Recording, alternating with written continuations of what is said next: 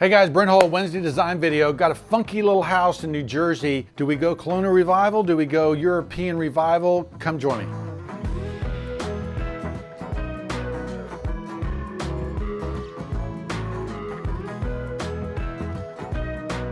Okay guys, we've got a job in New Jersey that we're helping a client kind of come up with some ideas on. And we're kind of coming up with two different variations. Let me show you this house. It's a handsome house, period revival house, 1920s-ish, showing, this look. You'll notice if you look closely, there's rock around here. There's an interesting build out here. It has this kind of odd cottagey / colonial revival / period revival look. And if you look at the back side of it, it really takes on more of that colonial revival aspect, especially this over here. So one of the things we are coming up with is this is the design from their architect that we just felt like wasn't timeless enough, that this kind of had a coastal thing is what Ashland called it. And it's kind of this nouveau, colonial, kind of traditional colonial, which, this arch here and another arch here, there isn't a strong historic precedent for this or how this is put together.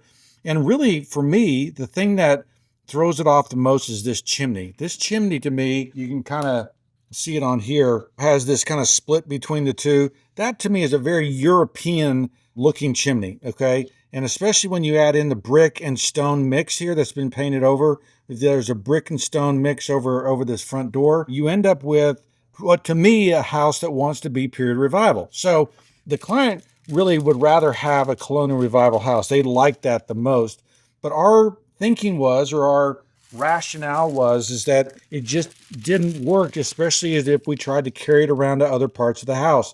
And so when you see like this and the symmetry that you try to build with this colonial revival style, you end up with, actually it goes right there, you end up with, something that doesn't fit kind of the rambling nature of this house. And so the house in style is cottagey to me. And so this to me looks like in a 1890s shingle style, with some English aspects thrown into there. And so the fact that they painted over it makes it feel even more colonial, but I just don't think that's what the house wants to be.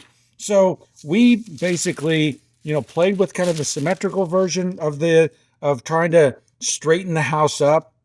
Again, we even explored that maybe this chimney needs to change, that we rebuild the chimney, that is it worth spending 20 grand, 25 grand to re-brick and redo this chimney so it's more traditional. We just weren't sure. And so the nature of it just didn't lend itself as well to the colonial revival. And so we ended up with this kind of English revival, which I think works a lot better. And basically what we're doing is we are timbering the eaves, timbering the ends, and kind of playing up that aspect of the home. It means that you don't have to do this addition that they've done out front.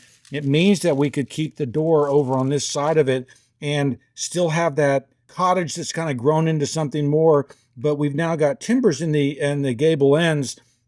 We were able to keep that fireplace because it works so well already. We've got this period revival mix of stone and brick. The front door makes a lot of sense. We can talk about the window styles and how those go together. But overall, we think this house works a lot better as a period revival house as opposed to colonial revival house. Now, a lot of the reasons we're making that and pushing that is because we want kind of a timelessness and we want something that's going to last a long time for them, the value of it. And what our fear is that if we go this route and try to make the house something that it isn't or doesn't want to be, you end up with something that, unless the execution of this is excellent, okay, and unless you kind of change some other attributes around the house, you end up with something that is dated and you end up with something that just doesn't work. And so because there's other quirky period revival houses really close by, we feel like, this will fit into the neighborhood better. And look what it does to the windows. Look what we're able to do with the windows. In this case, they're switching all to these double hung 6/6. You've got that a little bit here, some casements. But by going this route, we were able to do the casements here because that fits the style so much better.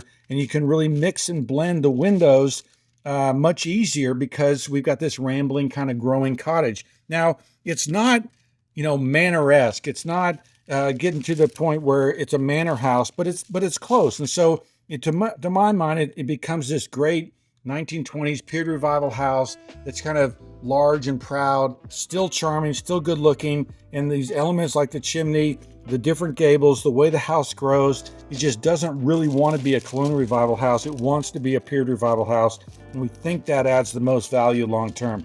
Let me know what you guys think. Okay, guys, which one did you like? The Colonial Revival is a little too restricting to this kind of rambling, cottagey, European-looking thing. So I'm voting for the timber period revival look. I think it is more appropriate for the street, for the house, and the way it lays out. But both are good. I just it's like a 60-40 for me. Let me know what you guys think. I'm Brent Hull.